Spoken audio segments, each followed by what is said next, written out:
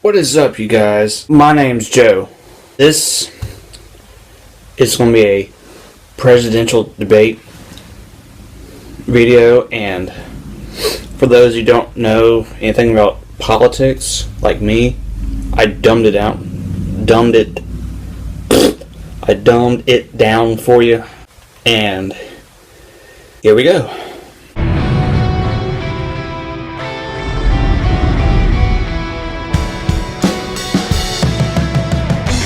I want to welcome you to the first presidential debate. The participants tonight are Donald Trump and Hillary Clinton.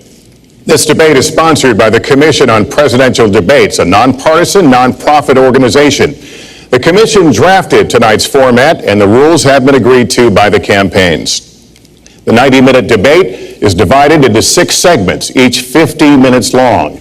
We'll explore 3 topic areas tonight: achieving prosperity, America's direction, and securing America. At the start of each segment, I will ask the same lead-off question to both candidates, and they will each have up to 2 minutes to respond.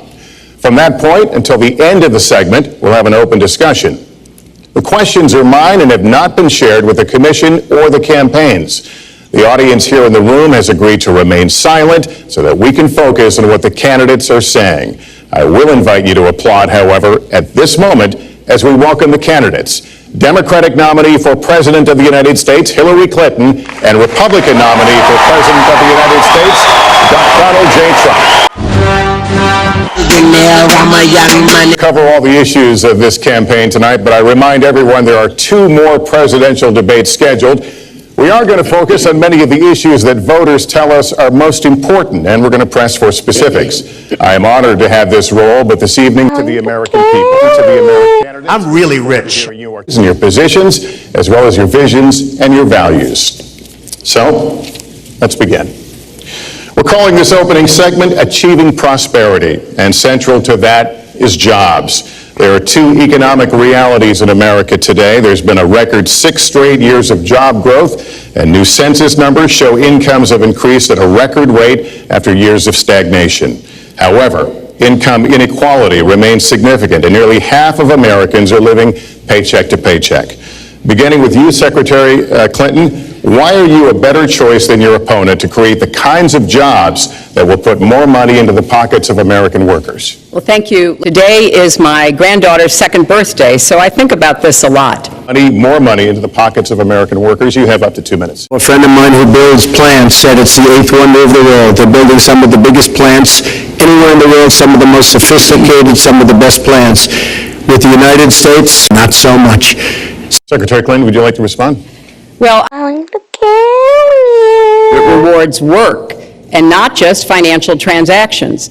And the kind of plan that Donald has put forth would be trickle-down economics all over again. In fact, it would be the most extreme version, the biggest tax cuts for the top percent of the people in this country that we've ever had.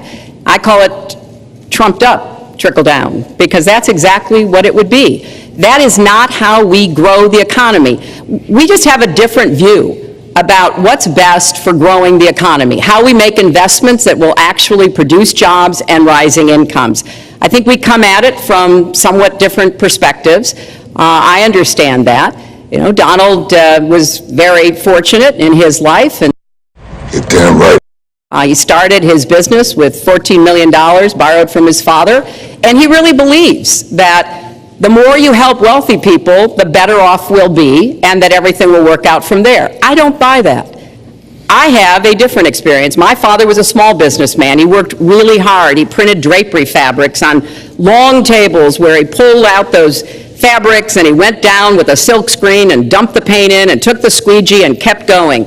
And so what I believe is the more we can do for the middle class, the more we can invest in you, your education, your skills, your future, the better we will be off and the better we'll grow. That's the kind of economy I want us to see again. Let me follow up with Mr. Trump if I can. You've talked about creating 25 million jobs, and you've promised to bring back millions of jobs for Americans. How are you going to bring back the industries that have left this country for cheaper labor overseas? How specifically are you going to tell American manufacturers that you have to come back? Well, for one thing, and before we start on that, my father gave me a very small loan in 1975.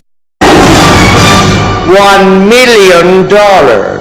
And I built it into a company that's worth many, many billions of dollars.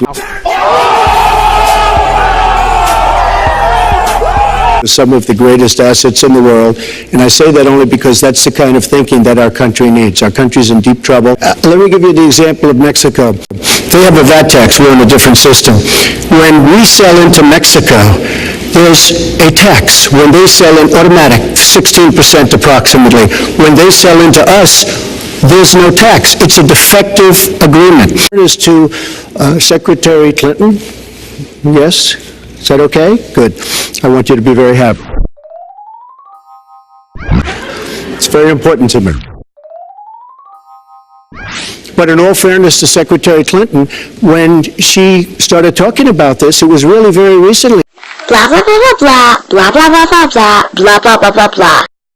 That's all she says. She's been doing this for 30 years. Just because of the tax and many other reasons, but just because of the fact. Let me interrupt you.